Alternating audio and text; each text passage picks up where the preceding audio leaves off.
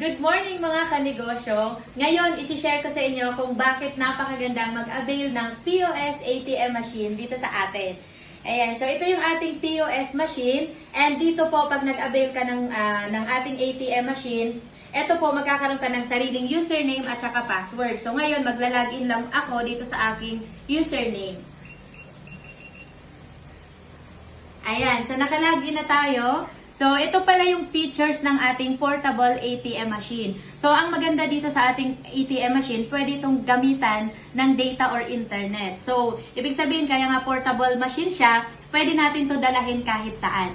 Okay? So, yung ating features dito, pwede tayong mag-balance inquiry, pwede tayong mag-cash withdrawals, and pwede rin tayo ditong mag-credit card cash advance. Ayan, so ngayon, mag-withdraw tayo or magka-cash out tayo ng pera dito sa ating ATM POS machine.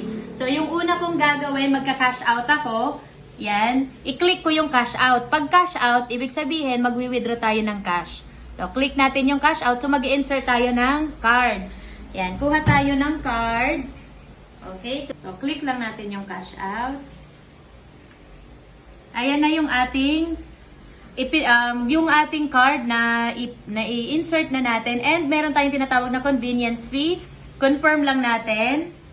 Tanungin yung customers kung savings, current, or credit card. So, since ito ay savings, i-click lang natin yung savings. Ayan, i-confirm natin. Tapos, i-enter na natin yung amount. So, example natin, 100 pesos, magwi-withdraw tayo. Ayan, i-confirm natin. Ayan. Tapos, enter yung password syempre. So, ngayon, i-enter muna yung password nung ating customers.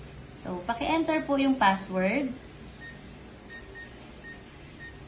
Yan. And, syempre, click natin yung green. Ayan po, oh, nagka-cash out na siya. Okay. Tapos, i-confirm. And then, dito, kailangan pumirma yung client. So, magpirma na lang po kayo dito, sir. Pirma lang po kayo dyan.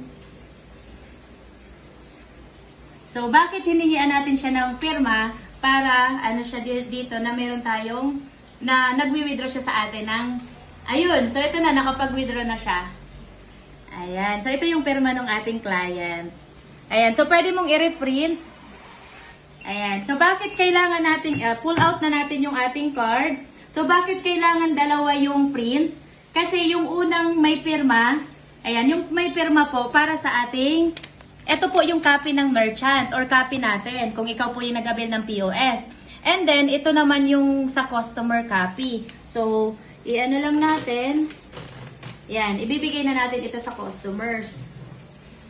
Ayan, so ganun lang po kabilis yung ating pag-cash withdrawal ng ating pera dun sa ating portable ATM machine. O, di ba ganun lang kabilis? Yun, so ang maganda dito, kung gusto mo mag-avail ng ganitong ATM portable machine, ayan, i-message mo po kami dito sa page na to na Kanegosyo. At isa po kami sa pwedeng mag-assist sa'yo, plus ibigay ko lahat ng details kung ano yung mga requirements na kakailanganin dito. And then, napakabilis lang po ng ating transactions dito sa ating pag-avail ng POS machine.